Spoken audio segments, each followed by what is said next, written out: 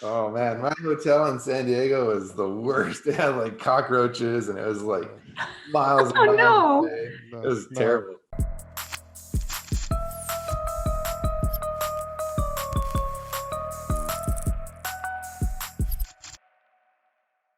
Hey guys, welcome to Inside Comics with George McHale. Really quick, if you like this content, please hit subscribe and tell a friend about it. Today, my guests are Rubin and D Alley. Thanks so much for being on the show. Thanks for having us. So you two work with comicbookschool.com and you run the creator connections that are at different conventions where like-minded creators can come together and meet each other. I'm wondering if you can tell us a little bit about a comic book school. So Comic Book School was originally founded by Buddy Scalera, a good friend of ours. He has run most of the comic book creator connections panels at all of the different cons. So he's kind of the guy in charge. Ari and I both met at a creator connection panel, and we met Buddy there too. And we started up not only sort of a community group online, because of last year and because of a lot of other things, but we're kind of furthering Buddy's idea of creative connections into making comics.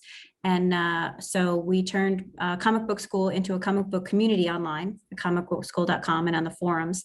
And we created an 8-page challenge in order to create comics, to get people to stop talking about wanting to create comics and actually create comics.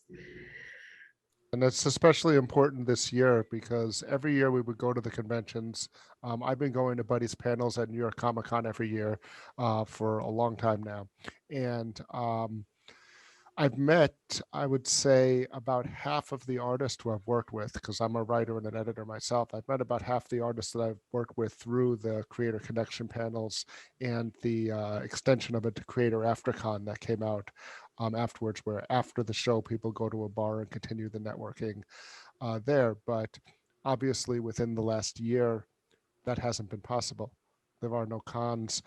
There's no bars depending on where you live. It's hard to do meetups, and it was really important to be able to bring the community online so that people would have a place to meet and to network with each other, and also to continue the learning, because Buddy's panels aren't just the creator connection panels. There's also, he has editors on storytelling. He has script to page, where he'll have a writer, penciler, an inker, and a colorist and a letterer all on stage, and they'll make a page during the panel. So with the pandemic, we were already planning on doing the anthology anyway.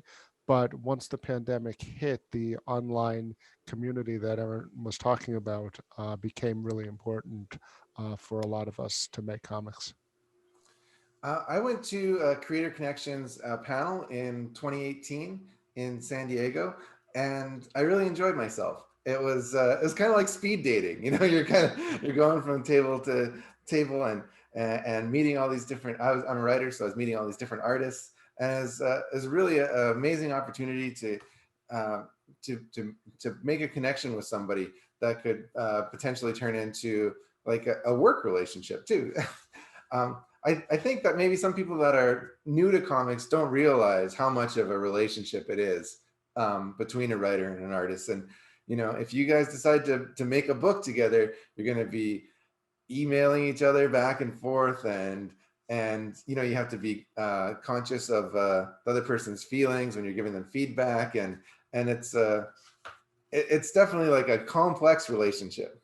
On top of that, it's not just between a writer and an artist. I know they're like the key, players in something like this, but in order to make a book, you really have to have a lot of sort of knowledge about editing. You need to know, how to get published. You need to know, and nowadays, you need to know social media, you need to know, Kickstarter and Indiegogo and all those things.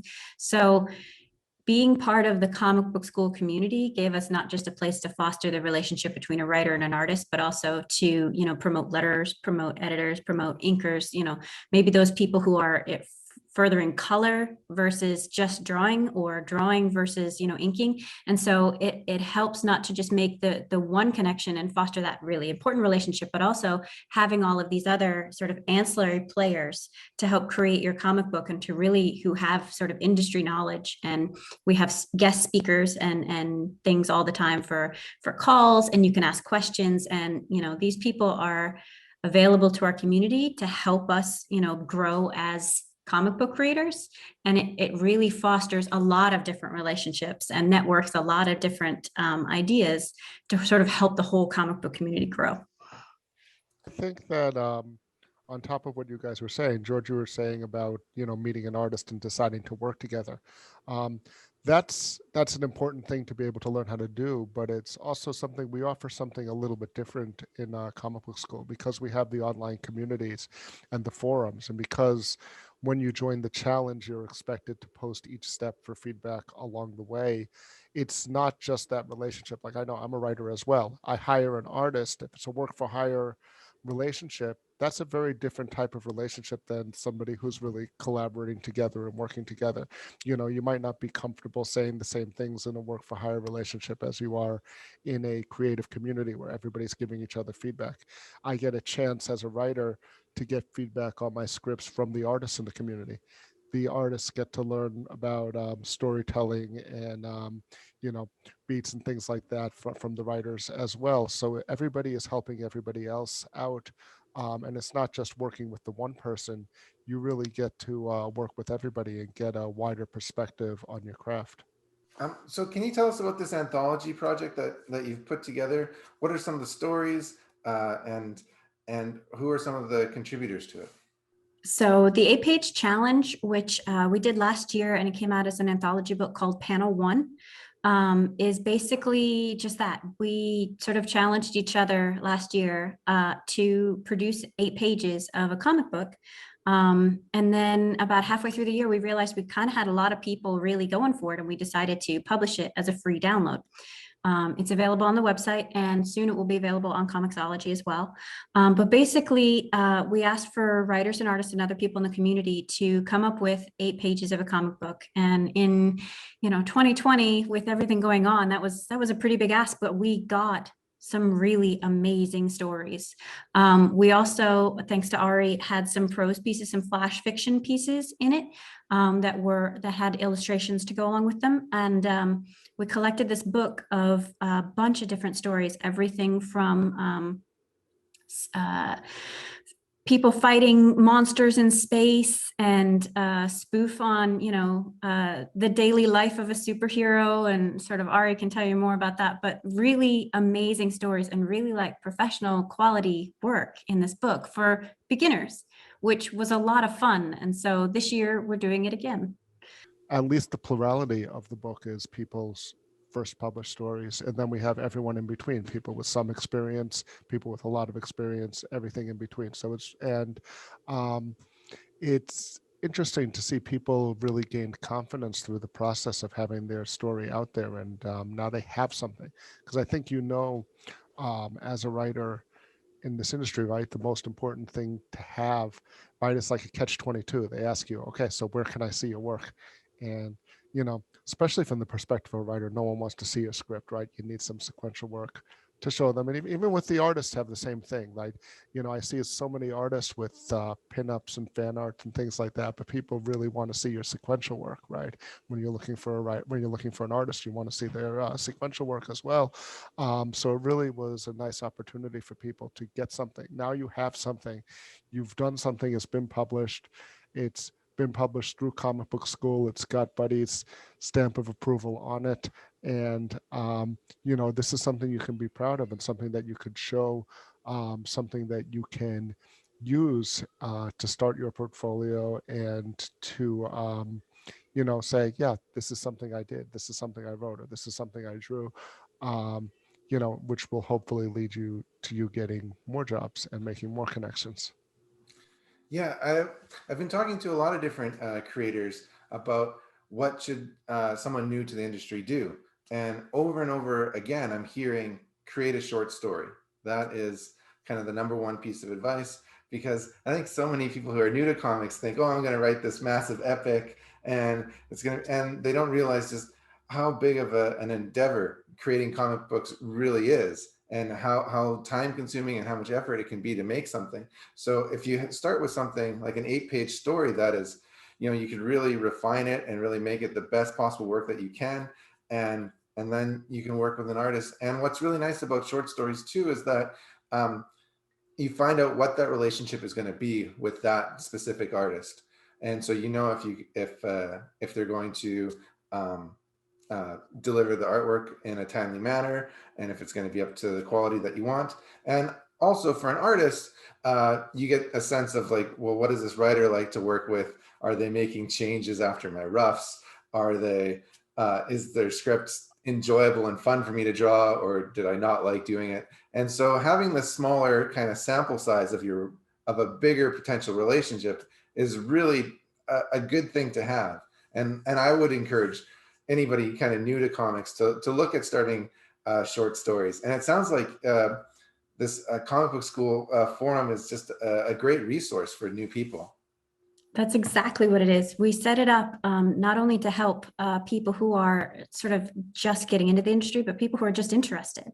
So if you're interested in writing for comics, if you're interested in, creating art or story or even editing for comics, we really foster a very learning environment for that.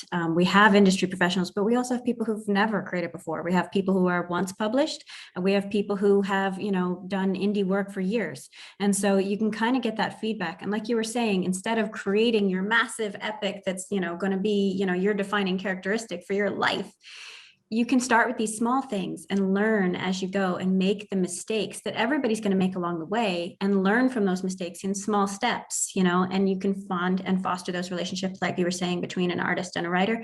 Maybe you see a different artist, when you're writing these 8 pages, and you're like, well, I really like to do a story like this. I want to try this out, but I want to work with someone else. Well, now they're in the community. You could just reach out to them and say, I've worked with this guy. I kind of know what that's like, but can I also work with you and see what that's like? And because it's a learning environment, and because we're all sort of there for each other, and it's a very creative, open community, you can do that kind of thing. You can try out your ideas and see what works for you and what doesn't. And what works for you with one person might not work with you for another, group of people. But as you go through those things, you learn that, and you gain that experience, so that when you do write your epic, whatever it may be, you've gone through all these sort of little mistakes that are going to kind of tweak it to be the best it can be. Yeah, and I think that we have that, right? I mean, Jack Holder and Evan Scale had an 8-page story in this book, and they currently have a Kickstarter that's an expansion on the world that they did in the book. Chris Burgos and Mike Ponce's Teddy's, I know they're working on expanded versions of that. So there are at least, I'd say there are 3 or 4, those are the 2 that come to mind first, but that started with this 8-page story, and now the writers and the artists who met through the first challenge are working together on something bigger. I think the other thing in terms of the educational thing is that, you mentioned you went to panels at cons. With the educational panels at cons, they're great. You get to hear from the pros, you get somebody who's done it before telling you what worked for them. The thing that's different about our online community is that we have that. We tried to recreate that experience with Buddy bringing in friends of his who are in the industry, where people in the community have access to the videos and can go online. Like we had Darren Sanchez, who's editor at Marvel, his buddy's editor at Marvel, talking about the story pitches and the scripts. We had Ron Lim, who drew the story that Buddy wrote that he was using as the example, talking about how he takes a script and roughs it out and does his layouts and things like that. But the thing that we offer you, that even when cons come back, is different in the online community, is that many of the pros stick around and they have a forum and you could go and ask them.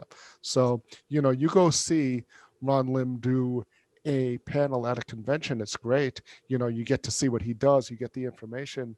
And maybe you get to ask a question during those last 10 minutes when they open up for questions in those lines behind the microphone, and maybe you don't. And maybe you're too shy to ask a question because a lot of creators are introverts, or maybe they just don't get to you, or you think of the question 2 weeks later. And then, what are you going to do? Here, we have a a lot of the pros ended up with their own forum on thread, or their own section on the thread, and people can continue to ask them questions throughout the process. That sounds really like a really nice feature of the website is the feedback aspect.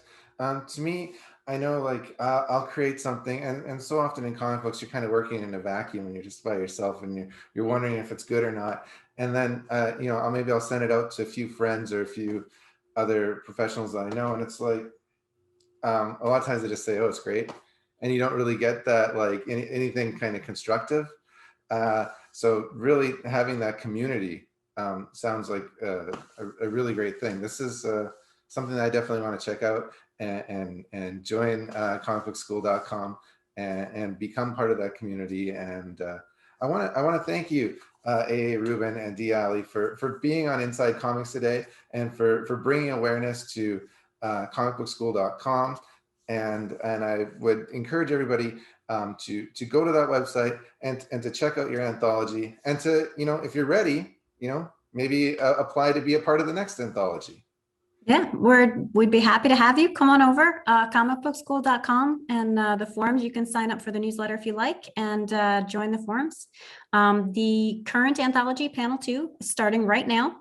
We're looking for lots of artists. We have lots of writers. We're not turning away any writers, but we're looking for teams. So if you know of any artists, letters, inkers, drawers, you know, anyone who wants to make comics, you're more than welcome to come on over and join up. Definitely. We are on step 1 now. Now's the time to do it. We're just going from, we have a step 0, which is orientation, that kind of thing. You can do that very quickly, but we are literally on step 1 of the next anthology. So now's the time to come on board if you're interested in doing it. We are right at the beginning. It goes through, our calendar go through about July or so. Get on now. It's the perfect time to join the next challenge. And even if you're not ready to join the next challenge, come on over, join up, take a look at what's going on. There's always next year. And we also have flash fiction pieces, which start a little later if you're not comfortable jumping on right now. But like I said, if you're interested in comics and creating comics, this is the place to be, because we love everybody to come on, and we love to have all sorts of different voices. We're all inclusive for that. So come on over, help us join, you know, make good comics. Thanks so much. Peace, guys.